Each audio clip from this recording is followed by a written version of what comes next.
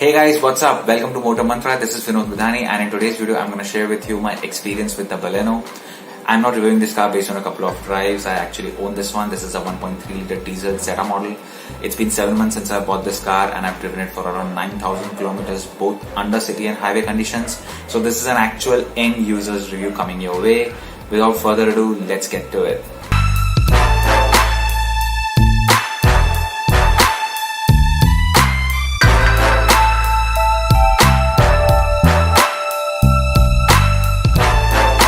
Maruti has come a long way in the history of Indian automobile market.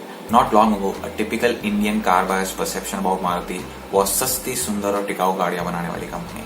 But with the launch of Nexa, Maruti is trying to change its brand image from that of a cost-effective car company to more of a premium and a sophisticated one. The first model under the Nexa umbrella, which is the older model of the S-Cross, did not quite take off as expected. But with the launch of Baleno in 2015, the story changed dramatically. If you go by the sales figures, let's face it, this car is a massive hit. But just because everybody is buying it doesn't necessarily mean you should too. So is Baleno the car for you? Should you still consider it over the 2018 Swift, the Desire or the new Elite i20? Is it really made of metal as Maruti claims it to be? Stay tuned to find out.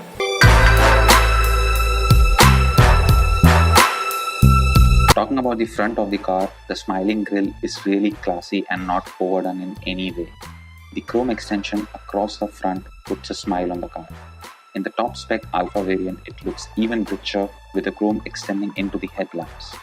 The headlamps are characteristic of a typical Maruti breed and go well with Maruti's liquid flow design philosophy.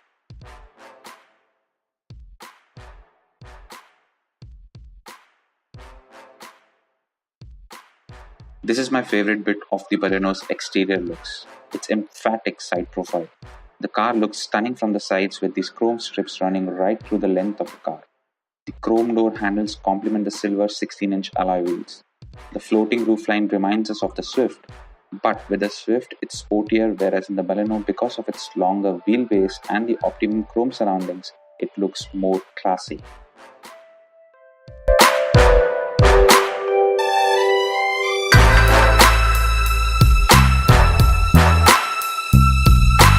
Coming to the rear profile of the car, the most striking element is this huge chunky chrome grille.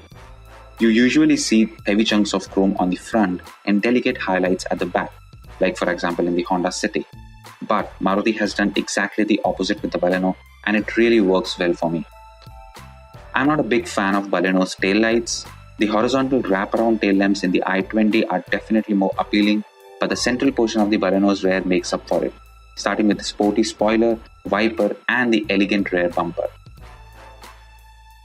Overall, the exterior design of the Baleno manages to find that sweet spot between a classy and a sporty looking premium hatchback. And that, when coupled with its relatively high ground clearance of 170 mm, gives a beautiful stance and it's definitely a head turner.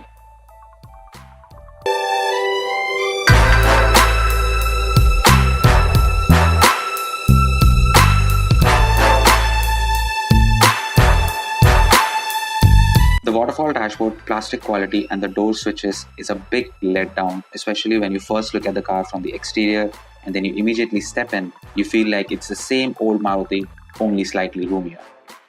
But let's observe more closely. The biggest positive for me is Baleno's multi-info display.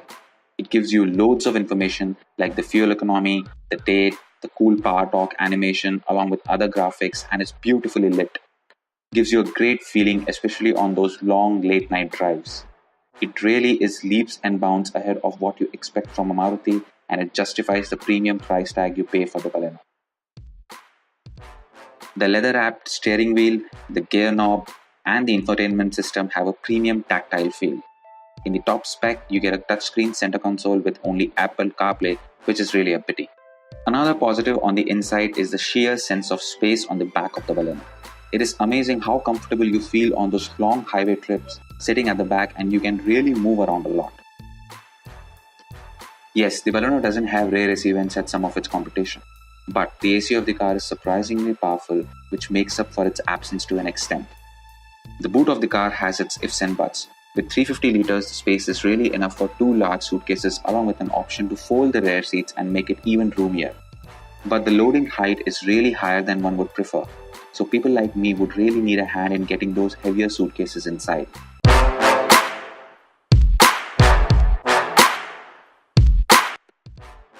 Now the Baleno comes with two engine options. The 1.2-liter petrol, which gives around 83 bhp and 115 Nm of torque, and India's favorite, the 1.3-liter DDIS diesel mill, which develops around 74 bhp and 119 Nm of torque. It also has an automatic CVT variant available only with the petrol engine though. Today, we are going to talk about the diesel variant.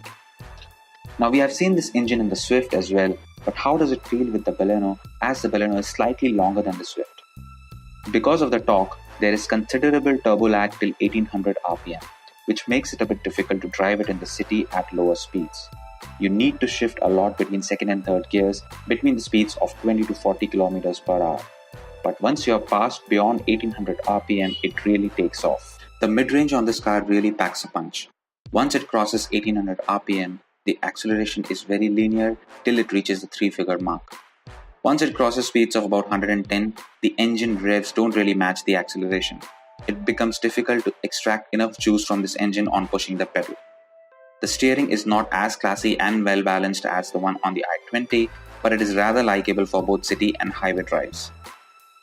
Now, if you don't know, when the Baleno was launched in 2015, there had been a big fuss about how the suspension on the Baleno was below par and how it was corrected in the models manufactured after the later half of 2017.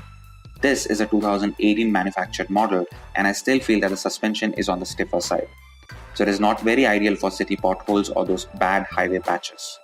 Maruti could have kept the suspension on the stiffer side because of the lighter weight of the car, but I'm still not convinced because it doesn't feel as planted on the highway when you are doing triple-digit speeds as the likes of Polo or even the smaller Figo for that matter. Now, during my car buying journey, I had narrowed down between the Desire and the Baleno. And one of the key factors why I chose Baleno over the Desire was its 170mm ground clearance. Please take it from me that the additional 7mm ground clearance on the Baleno may sound insignificant, but it is very much needed on Indian roads. Of course, Baleno is no crossover and cannot be compared to one, but the 170mm ground clearance really does the job well for normal city and highway driving.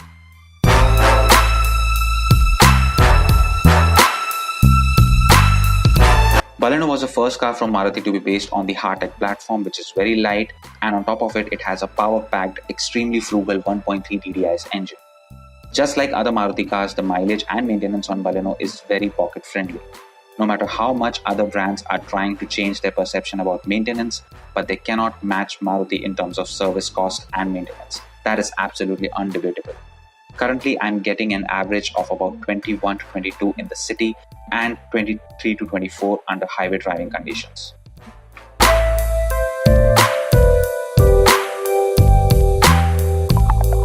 So what is my final verdict on Baleno? Yes, on several fronts the competition is stronger than the Baleno. For example, the new Elite i20 is more stylish, more premium. The 2018 Swift is cheaper than the Baleno. The Desire comes pretty close to the Baleno, but again the Desire is comparatively fresh, it's newer, but none of them gives you the right balance between style, safety, practicality, ride quality, features, service cost at the right price as Baleno does. For me, Baleno is second to none in terms of hitting that sweet spot and striking the right balance between all the necessary elements that a typical Indian car buyer looks for.